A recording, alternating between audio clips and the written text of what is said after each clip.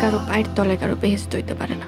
24-এ যে সিনেমাগুলো দর্শকদের ভিন্ন রকম অভিজ্ঞতার মধ্যে দিয়ে নিয়ে গেছে, দেয়ালের দেশ সিনেমাটি সেগুলোর মধ্যে অন্যতম। সিনেমাটির কেন্দ্রীয় দুই চরিত্র শবনম বুবলী এবং শরীফুল রাজের অভিনয়ের তুমুল প্রশংসা করেন দর্শকরা। সেই সিনেমাটি আসছে OTT-তে, যেটি নির্মাণ করেছেন মিশুক মনি। জীবন আর সম্পর্কের মাঝে মহাকালের মতো দাঁড়ানো এক মৃত্যুর দেয়াল। মিস্ট্রি রোমান্স ঘরানার সিনেমা দেয়ালের দেশ।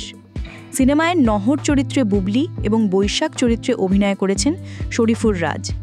তাদের অন্যরকম এক প্রেমের গল্প নিয়ে গড়ে উঠেছে সিনেমাটির কাহিনী।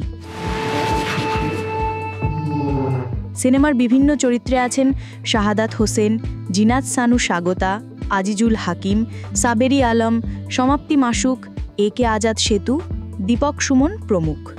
মিশুক মনি বলেন, আমার মনে হয়েছে দেয়ালের দেশ সিনেমাটির দর্শক আর চরকির দর্শকের মিল রয়েছে। সিনেমার রিলিজের পর থেকেই রোজ দিন বিভিন্ন মাধ্যমে বহু মানুষ দেয়ালের দেশ দেখার আগ্রহ জানিয়েছে। আরও বড় পরিসরে সিনেমাটি ছড়িয়ে যাবে। দেশে বিদেশের দর্শকরা এখন সিনেমাটি দেখতে পারবেন। 2021 সালে সিনেমাটি পায় সরকারি অনুদান। দেয়ালের দেশ সিনেমার গল্প, চিত্রনাট্য আর সংলাপ লিখেছেন নির্মাতা মিশুক মনি।